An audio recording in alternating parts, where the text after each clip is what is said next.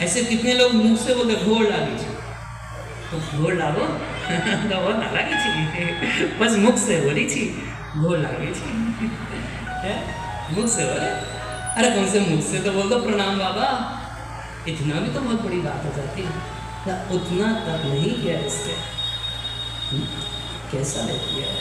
लुप्त क्रियाया शुचे मानी ने भिन्न सेवते, लुप्त क्रिया ये कभी कोई क्रिया नहीं करता, कभी कोई सत्कर्म नहीं करता, लुप्त क्रिया।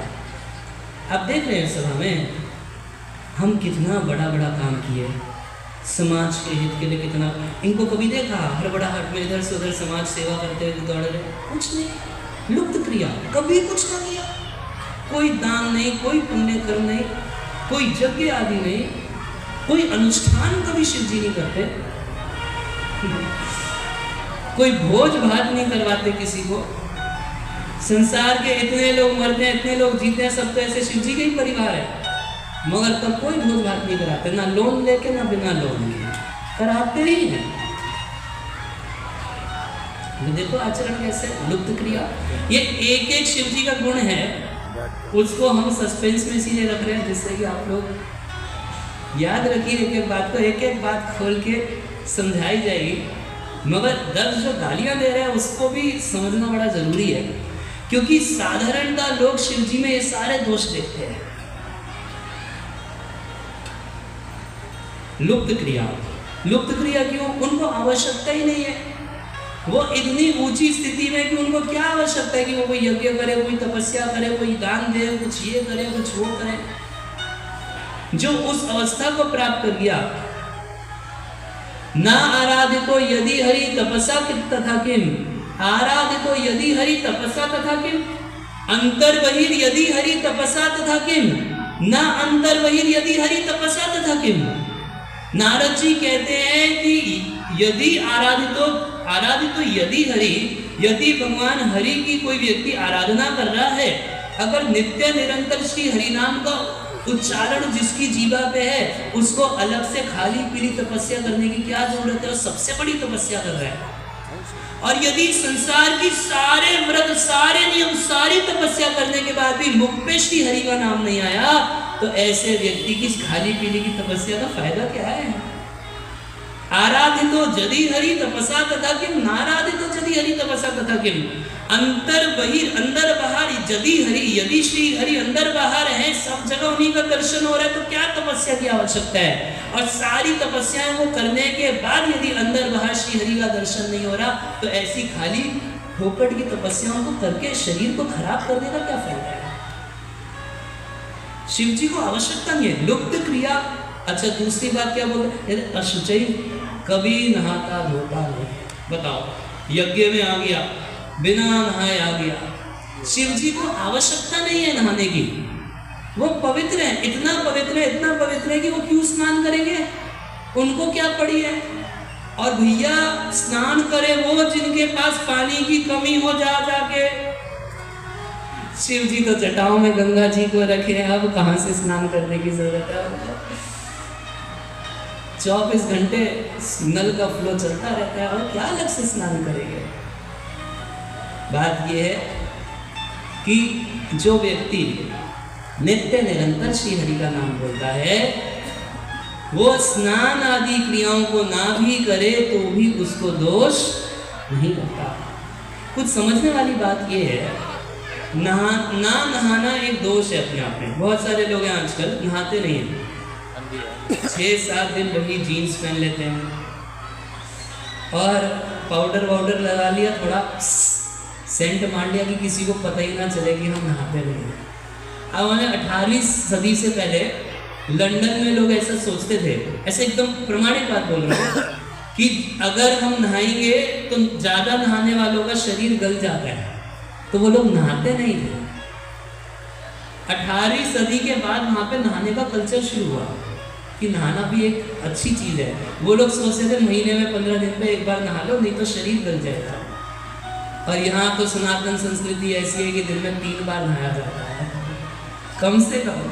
एक बार हमारे गुरु महाराज एक जगह पे जा रहे थे, एयरपोर्ट पे बैठे थे, तो वहाँ एक ऑफिसर था, उनके बगल में आके बैठा, तो स्वामी जी आप किसी संस्था से? बोले हाँ हम इस संस्था। आपको देख के लगता है कि आप इस्कॉन से हैं?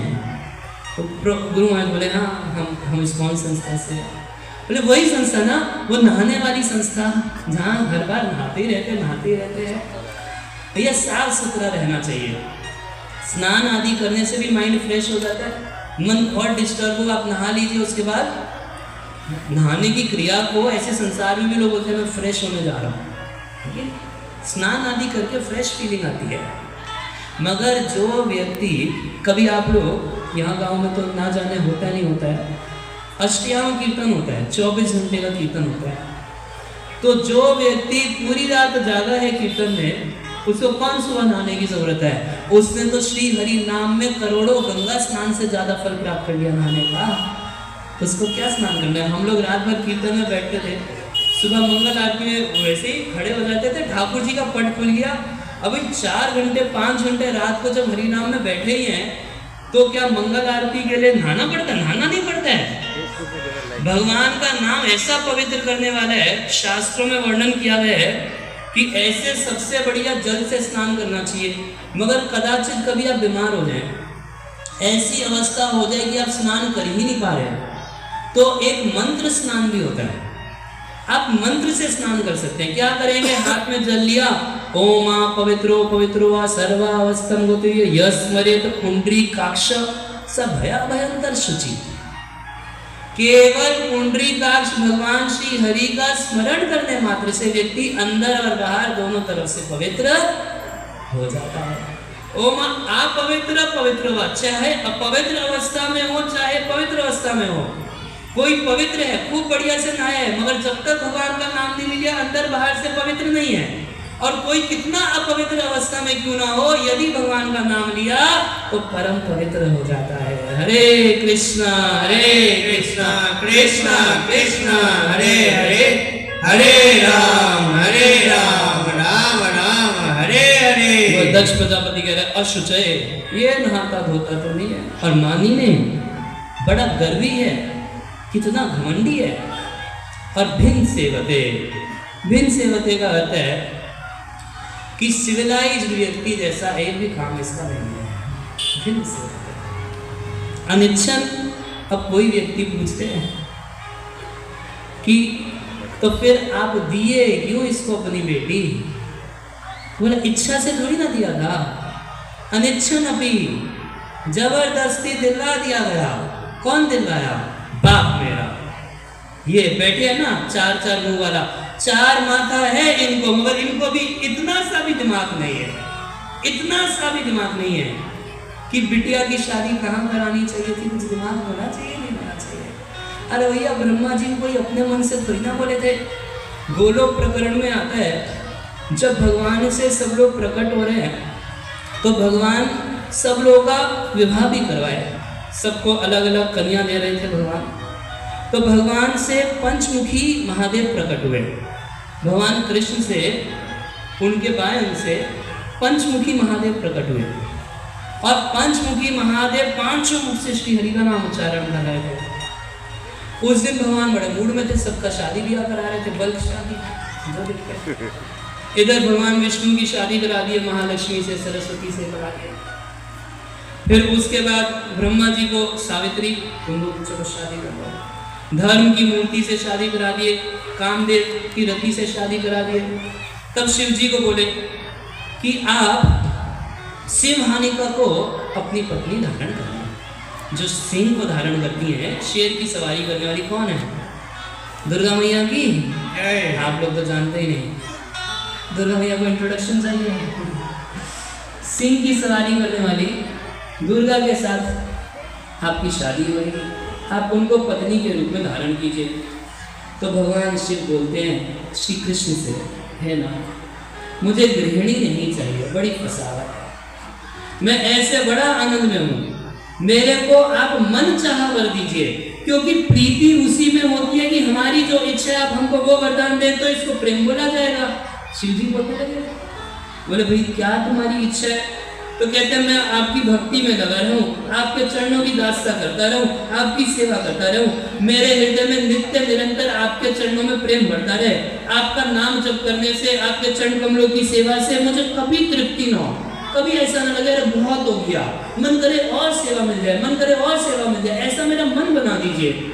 मैं सोते जागते हर समय अपने पांचों मुख से सब जगह घूमता रहूं और सब जगह श्री हरि की कीर्ति गाता रहूं। मेरे को ऐसा वरदान दे दीजिए। मुझे भोग इच्छा नहीं है, मुझे योगों से सिद्धियों की इच्छा नहीं है, मुझे कोई इच्छा नहीं है। मैं केवल आपकी सेवा, आपकी पूजा, आपकी वंदना, आपका नाम कीर्तन करना चाहता हूँ। और एक आशीर्वाद दीजिए कि इसमें मेरा उल्लास बढ़ता रहे। कुछ लोग हैं कि भगवान की सेवा करके बोर हो जाते हैं। शिव जी बोले कि मेरे को आप ऐसा वरदान दे दीजिए कि नित्य निरंतर मैं आपकी सेवा पूजा वंदना नाम कीर्तन करते रहूं और मेरा उल्लास डबल होता रहे, डबल होता रहे, मेरा आनंद बढ़ता रहे। फिर आनंद आएगा तब और करेंगे, और आनंद नहीं आएगा, बोरिंग लगेगा तो उठ के बैठ जाएंगे। तो भगवान से प्रार्थना करना चाहिए कि प्रभु आपकी सेवा मुझे अमृत जैसी लगे। शिव जी बोल रहे हैं, कह रहे मेरे को केवल आपकी 9 प्रकार की भक्ति दे दीजिए। एक नवधा भक्ति प्रहलाद महाराज मांगे और एक नवधा भक्ति शिव जी भी मांगे। क्या मांगे? बोले नित्य निरंतर आपके नाम गुणों का स्मरण। पहला क्या? नाम गुणों का स्मरण। दूसरा नाम गुणों का कीर्तन। तीसरा नाम गुणों का श्रवण, कान से सुने। चौथा नाम गुणों का जप। महाराज शिव जी हमेशा माला जाप करते रहते हैं। पांचवा कह रहे आपके मनोहर रूप का ध्यान, सुंदर एकदम भगवान राम के स्वरूप का ध्यान कर सकना। और छठा आपके चरण कमलों की सेवा। कुछ सेवा हमको मिल जाए, हनुमान बन के आ रहे इसी के लिए। किसके लिए? श्री हरि की सेवा के लिए। शिव जी जगत के ईश्वर होके, इतने बड़े महादेव होके एक वानर की पोजीशन स्वीकार कर लिए श्री रामचंद्र की सेवा करने के लिए। उनके लिए क्या बड़ा स्वरूप और क्या छोटा स्वरूप। ये तो लड़ाई झगड़ा हम लोगों का है बड़ा और छोटा। उनके लिए कुछ बड़ा नहीं, कुछ छोटा नहीं। राम जी की सेवा के लिए क्या बन गए? एक वानर बन गए, हनुमान जी हो गए। और सातवीं भक्ति क्या मांगे? कि आपकी वंदना हमेशा करता रहूं, आपकी स्तुति करता रहूं। आठवीं भक्ति आपके प्रति आत्मसमर्पण कर दूं। और नौवीं तो बड़ी विचित्र भक्ति मांगे। बोले नौवीं भक्ति ये दीजिए कि हमेशा आपका महाप्रसाद खाता रहूं। ये भक्ति तो सब कर सकते, नहीं कर सकते। प्रसाद पाना इतना आसान भक्ति है। प्रभुपाद जी बोलते थे कि सभा में इतना फिलॉसफी बोलोगे पता नहीं लोगों को जमेगी नहीं जमेगी, डाइजेस्ट होगी नहीं होगी, मगर प्रसाद ऐसी चीज है जो सबको ही डाइजेस्ट कर लेता है। शिव जी इतना बोले, भगवान शिव जी को बोले कि देखिए ऐसा नहीं है, आपकी इच्छा है तो 100 करोड़ कल्पों तक केवल आप मेरी सेवा कीजिए, कुछ नहीं करना, और मेरी कृपा से आपको अमरत्व प्राप्त हो जाए, आप महामृत्युंजय हो जाए, मृत्यु को जीते हुए दूसरे की मृत्यु को टालने की शक्ति हो जाए। मगर फिर भी एक बात बोलेंगे कि ये जो स्नेह वाहिका है, दुर्गा जी जो है, ये दक्ष की पुत्री के रूप में, सती के रूप में आएंगी, तब आप उनका पानी ग्रहण कर लीजिएगा। और भगवान सारी बात बता दिए, बोले बाद में मर जाएगी, उसके बाद पार्वती के रूप से आएगी पर्वत की पुत्री, तब आप उससे फिर से शादी कर लेना, फिर हमेशा आपके साथ रहेगी। और एक सिद्धांत की बात भी बता दिए, बोले पत्नी वही दुख देती है जो भगवान के भजन में सहायता नहीं करती। अगर भजन में सहायता करने वाली पत्नी मिल जाए तो वो ही जीवन सबसे अच्छा है। ऐसी गृहस्थी में कोई बाधा नहीं, ऐसी गृहस्थी में कोई दुख नहीं है। ब्रह्मा जी तो यहाँ पे कहते हैं यावत कारागृहम गृहम, घर गृहस्थी जेल खाना है, मगर कब तक जेल खाना है? जब तक पति पत्नी बच्चे सब कृष्ण के नहीं हो जाए। अगर सब कुछ कृष्ण का हो जाए तो ब्रह्मा जी तो यहाँ तक कह दिए कि मैं इन ब्रजवासी, इन गृहस्थ ब्रजवासियों के घर को बड़े बड़े सन्यासियों के आश्रम से ज्यादा अच्छा मानता हूँ। क्यों? क्योंकि इनके घर में जो कुछ है वो श्री कृष्ण की सेवा के लिए है, और सन्यासी तो पकड़ घूम रहे हैं, उनके पास कृष्ण को देने के लिए कुछ है ही नहीं। तो कौन ज्यादा अच्छा है? जिसके पास कृष्ण को अर्पण करने के लिए इतनी सारी सामग्री है वही ज्यादा अच्छा है, ब्रह्मा जी बोलते हैं। भगवान शिव जी को बोले कि आप दक्ष की पुत्री को पानी ग्रहण कर लेना। और इधर माता दुर्गा को भी बोले कि इनकी इच्छा है कि ये बहुत काल सेवा में ही रहना चाहते हैं, तो अभी इनको सिंगल रहने दो, बैचलर रहने दो, सेवा करने दो, और तब तक आप यहीं गोलोक में रहिए और उसके बाद आप दक्ष की पुत्री बनिएगा। तो एक्चुअल में ये विवाह कौन तय किया था? ये विवाह साक्षात भगवान श्री कृष्ण तय किए। उसी को ब्रह्मा जी दक्ष प्रजापति को बोले कि भैया शादी करा दो, जब भगवान फिक्स कर ही रखे तो मैं इसमें अपना दिमाग क्यों लगाऊं, करा दो। मगर आज तो दक्ष प्रजापति गाली देने लगा ब्रह्मा जी को भी, बोले देखो कैसे से शादी करा दिया। प्रेतावासेषु घोरेषु प्रेतैर्भूत गणैर्वितः, ये प्रेतावासेषु कहाँ रहता है? घर कहाँ है? शमशान में रहता है। प्रेतावासेषु घोरेषु और प्रेतैर्भूत गणैर्वितः, और भूत पिशाचों से घिरा रहता है। अटकते उन्मदवन नग्नो व्युक्त केशो हसन रुदन, और अटकी घूमता रहता है। भैया आज तक मेरे को समझ में नहीं आया, कोई गृहस्थ व्यक्ति है फालतू घूमेगा तो अच्छा लगेगा क्या? भाई पत्नियों को क्या अच्छा लगता है? हमारे पति बड़े जिम्मेदार हों, ठीक सुबह 9 बजे ऑफिस चले जाएं, सीधा ऑफिस ही जाएं, इधर उधर किसी और से मिलने के लिए ना जाएं, और ऑफिस से एकदम समय 6 बजे का समय है तो बीच में 3 बार फोन करके आप खाना खा लिए, कहीं और तो कुछ नहीं कर रहे, ऑफिस ही गए, सच में ऑफिस ही गए, और चाहती 6 बजे रिटर्न भी कर जाए, टाइम पे वापस ही आ जाए। तो जो पत्नी चाहती है उसका बाप भी वही चाहता है। कैसा दिमाग मिला मेरे को, घूमता फिरता रहता है, इसका कोई टाइम भी नहीं है घूमने का, जब मन करे तो घूमने फिरने को निकल जाता है। तो शिव जी को कौन सा जॉब करना है, कौन सा बिजनेस करना है, जो ध्यान रखे कि किस समय कहाँ जाना है, कहाँ नहीं जाना। अटकती उन्मदवन, पागल जैसा घूमता है, पागल जैसा नंगा रहता है, पागल जैसा व्युक्त केश, जटा धारण किया है, बाल कंघी तक नहीं करता, कभी बालों में तेल भी नहीं लगाया। कैसे रहता है? बाल हमेशा चकाचक रखने चाहिए। आजकल लोग जेल वेल लगा के पूरा एकदम चकाचक, तो शिव जी कभी कोई जेल वेल कोई लेना देना नहीं। और ऐसा नहीं है कि आर्टिफिशियल जटा बनाए हैं, कभी कंघी किए ही नहीं, कभी बालों में तेल लगाए ही नहीं। उन्हें भजन से फुर्सत मिले तब तो केशों का श्रृंगार करेंगे। यहाँ तो हम लोग भजन करते नहीं है, इसलिए जहाँ का अपना श्रृंगार करने में लगे रहते हैं। एक ये शरीर जिसको एक दिन छोड़ना है, इसको इतना सजा के रखते हैं कि रोड पे चल भी रहे होते हैं, कोई बाइक खड़ी होगी उसके शीशे में चेक करते हैं, अरे क्या है चमड़े के शरीर में जो बार बार इसको देखते रहते हैं। बात यह है कि भगवान में मन लगा नहीं है, इसलिए चमड़े के शरीर में लगा, कहाँ जाएगा मन। और शिव जी का मन इतना भगवान में लगा है कि इतना सुंदर दिखाई देते हैं। ऐसा नहीं कि नहाते धोते नहीं तो बदसूरत दिखाई देते हैं, इतना सुंदर दिखाई देते हैं, मगर शरीर का कोई आदर ही नहीं करता। त्यक्त शरीर आदर है। हम लोग तो शरीर के अलावा किसी का आदर नहीं करते, आत्मा का कोई आदर नहीं। आत्मा भूखा मर रहा है, उसको भजन का कोई बल नहीं। और शरीर का इतना आदर कि शरीर को हर चीज एकदम चकाचक होनी चाहिए। कितना अज्ञान में हम लोग जीवन जी रहे हैं। मगर दक्ष प्रजापति अपने अज्ञान को शिव जी पे थोप के कह रहे हैं कि इनको देखो, मैं तो कितना बढ़िया चकाचक रहता हूँ, देखो ना, मैं सभा में प्रवेश किया, इतना मेरे चेहरे से तेज है, ये नाम कारण है। तो है कि देखो, किसी भक्त को कोई व्यक्ति गरीब देखे, किसी भक्त के पास कोई पोस्ट पोजीशन नहीं है, उसके पास कोई सुविधा नहीं है, तो इससे कभी ना उसकी भक्ति का आकलन कर सकते हैं आप। हो सकता है कि जिसके पास सब कुछ हो उसके पास भक्ति का कोई भाव ना हो, और जिसके पास कुछ नहीं है उसके पास बहुत भक्ति भाव हो। और ऐसा प्राय देखा जाता है, जिसके पास बहुत धन संपत्ति है उसका 5 रुपया भगवान की सेवा में नहीं जाता, और जिसके पास कुल मिला के केवल 100 रुपया है उसका कभी कभी 90 रुपया भगवान की सेवा में लग जाता है कि नहीं? मगर दक्ष प्रजापति चश्मा क्या पहन रखा है, गरीब जैसा दिखाई देता है, फटीचर, मेरी बेटी से शादी कर लिया। ऐसा बहुत सावधान है, ये प्रसंग सावधान करने के लिए। भक्तों को ऐसे भौतिक दृष्टि से नहीं देखना चाहिए। वैष्णव में भौतिक दृष्टि नहीं रखनी चाहिए। ये गरीब वैष्णव है, ये अमीर वैष्णव है, ये ऊंची जाति का वैष्णव है, ये नीची जाति का वैष्णव है, ये स्मार्ट है, ये बदसूरत है, देखो इसकी नाक बहती रहती है। ये बात ठीक है कि सबको नीट एंड क्लीन रहना चाहिए, मगर नीट एंड क्लीन तो देखिए कि जितने बड़े बड़े हॉस्पिटल हैं सबसे नीट एंड क्लीन है।